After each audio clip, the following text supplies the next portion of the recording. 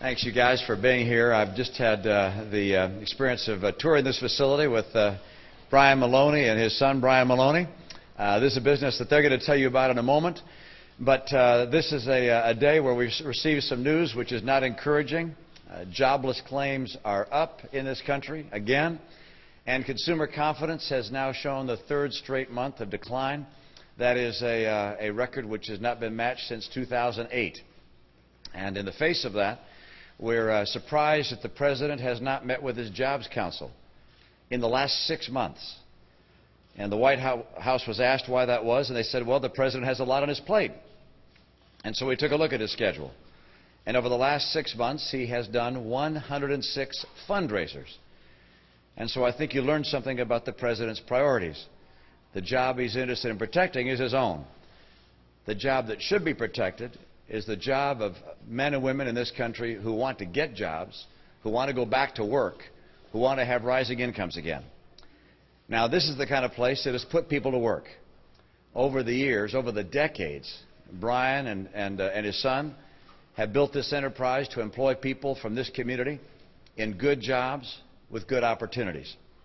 I'm pleased to hear the story about how they built this business. And by the way, they did build this business.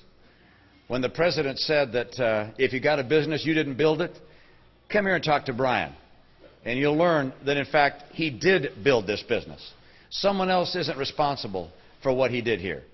He's the one that took the risk. He's the one that built this enterprise.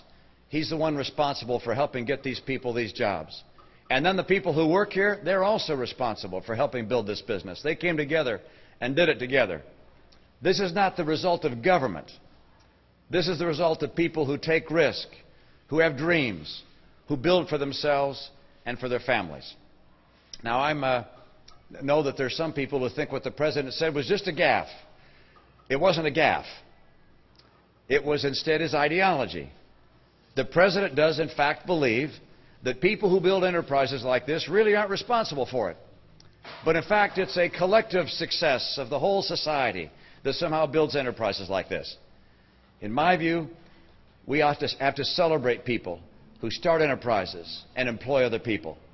The President, by the way, in his remarks went on not just to talk about if you have a business, you didn't build it. He went on to talk about other measures of success. He said if you think you're smart, well, there are a lot of other smart people. And if you think you're working hard, there are a lot of other hard-working people. Where was he going with that? What's he trying to say?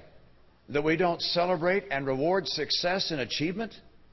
My own view is that if you attack success, you'll continue to see what we've seen over these last 3.5 years, which is less success.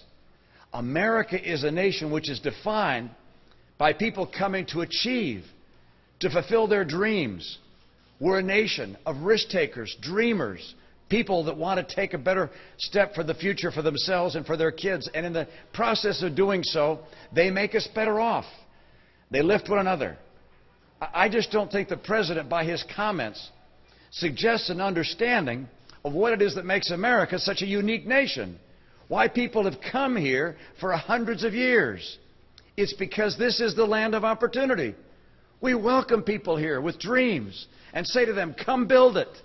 Not come here because government will give it to you, but come here because this is a place where your dreams will be good for you and good for our entire nation.